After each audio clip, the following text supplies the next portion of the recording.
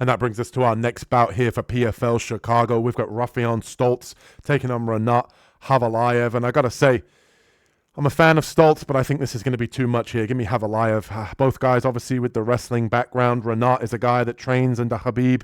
He is obviously that Dagestani pedigree of wrestling that we all know and love here in the sport. Or maybe you don't love it. Maybe you're not a fan of the Dagestani style. But one thing I will say about Khavalov is he has decent striking. He's not just a guy that lays and prays. He looks to do damage once he gets you to the ground.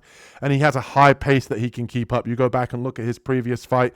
He was able to get his opponent down multiple times, wear on him. But on the feet, he's looking to do damage. He's swinging with the big, kind of big shots, the big punches, and he times them well, and that really sets up his takedowns. He gets his opponent worried about the big power shots coming at them, and then he level changes, gets to the hips, and is able to take his opponent down. He has good top control. He lands elbows. He beats you up in the clinch, and he's not just this guy that comes in and lays and prays. He obviously goes for that Dagestani handcuffs, really cuffing the legs with his legs and beating you up from those positions. But I just think realistically what this fight comes down to is the age gap between 37 and 27 here, 10 years the senior in Raufeon Stots, a guy that I think is a nice addition to the PFL. He's a guy that's fought over in big promotions here, but I think he's just past his prime. And I just think when you look at Raufeon Stots in this matchup, he's going to be outclassed, and I think Khavalov is a guy that's going to be a little bit busier, a little bit more active on the feet, and that's really going to set up the takedowns here for Khavalov. Even if he doesn't get them, I think Stots is going to be so worried about the level changes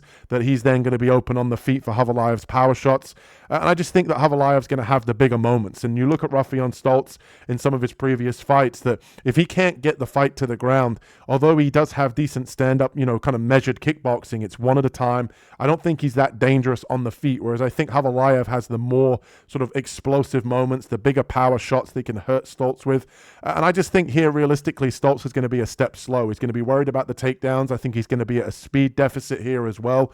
And I think realistically that the pace that Khavalov can push, he's going to be the busier fighter, in the judges' eyes. And I think that's what it's really going to come down to. Obviously, training with Khabib Nurmagomedov, he's going to be in good shape. He's going to be able to push a pace, and he's going to be ready for this one. And I think he's a nice addition to the PFL. I think Stots is kind of on his way out. We've seen him now get chinned and rocked in multiple fights. And I just think here, realistically, he's going to be between a rock and a hard place. He's going to be defending takedowns from a guy that I think is the better wrestler, along with that, having to worry about the power shots coming back at him. And I think it's just going to be too much here for Raufeon Stots. So give me Renat Khavalov here to get this one done. I feel confident in him. He should be able to get this one done. Still undefeated at 11-0. He has a nice game. He can mix in kicks.